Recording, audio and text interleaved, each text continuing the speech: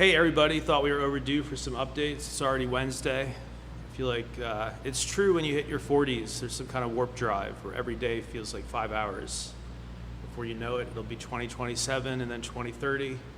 And then I'll be doing one of these podcasts from the moon or from, orbit or something. At the rate we're going. But yeah, I just want to update people on what we're working on. We're still focused on the AI stuff. The Iran war. A lot of people are worried about that, as am I personally, because obviously I don't want to see oil, become so expensive that I can't use air travel, So I care about the oil stuff in the Iran war, but it's worth noting that the Iraq war happened adjacent to basically the build out of America's tech industry. So as Iraq was happening, you had Amazon and Google took over the whole planet. So I don't think this is the end for AI chips. In fact, if you look at the kind of sentiment in Washington, these people would rather send drones, as they're doing in Ukraine and stuff. They'd rather send drones long before more troops, which is politically unpopular to send young people over to Iran. Whereas you send some drone with a little microchip in it, nobody really cares. And certainly what we're investing in is not Skynet, but it's not terribly far off, in that you can win wars when you say to the system, hey, identify all enemy combatants and make them disappear. Make no mistakes, Make no mistakes, Claude, or GPT.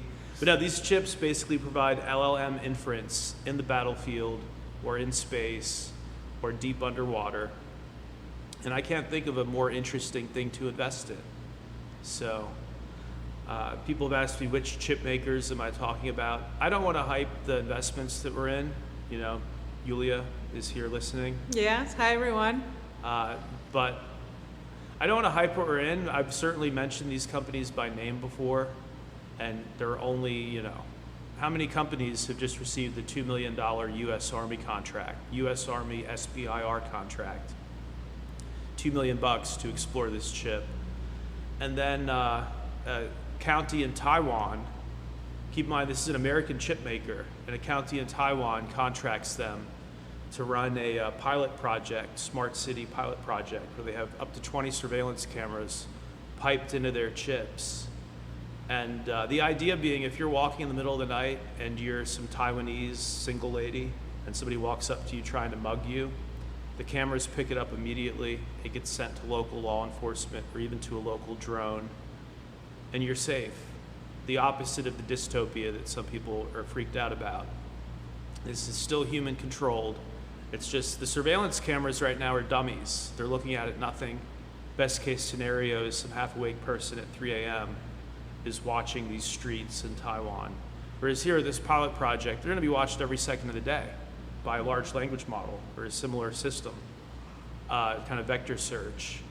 And so I'm very bullish on the future, even if Iran turns into World War III. I think they need these chips, and AI doesn't go away. You look at the jet engine.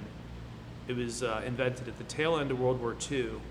Had the Nazis invented it sooner, some historians think they might have won, but it came out as kind of a side thing at the end. It wasn't fully cooked.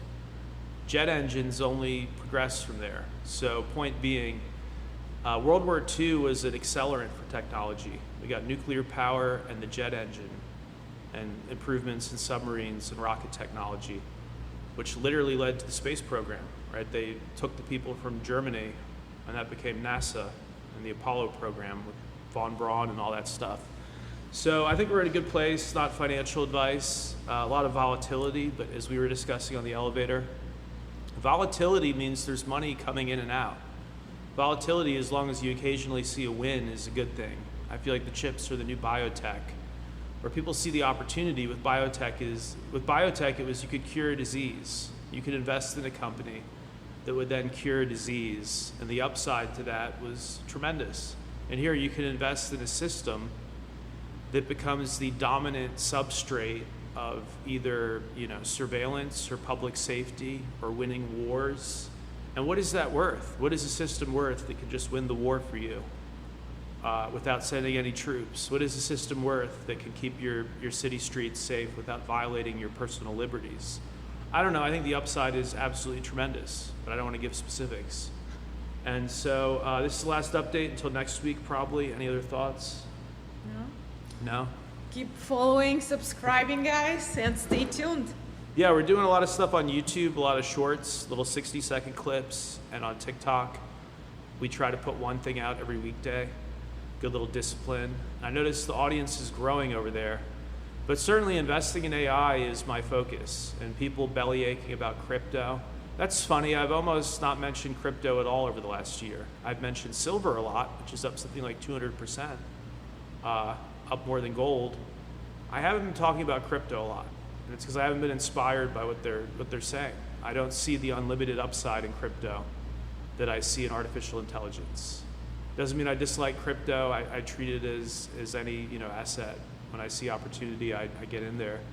But is it the future? I don't know. I think people like fiat. I think people like a $100 bill in their hand.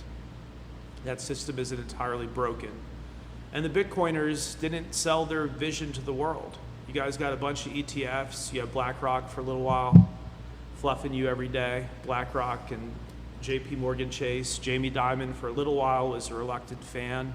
And you guys went nowhere with it. You absolutely dropped the ball.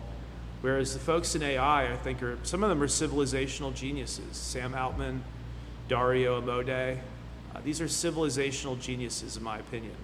Thank you guys so much for listening, and stay tuned for more. Any final thoughts? No? You relatively happy working here? Absolutely. Working on Happy to be a part of the empire. Working on the great minds. This growing startup. Hopefully there are more than a couple of great minds. My theory is that everybody will be able to get one of these for free. That's what NVIDIA is talking about, is that they want laptops that can run a 1 trillion parameter model. So you think about that, you don't need the data center, because what's in the data center is the 1 trillion parameter model. If you can load the whole thing locally, you think about the leveling of the playing field there, that some random person who repairs ACs for a living has access to the same genius mind that Jeff Bezos talks to, or any of these people. That's crazy, and that's what's ahead.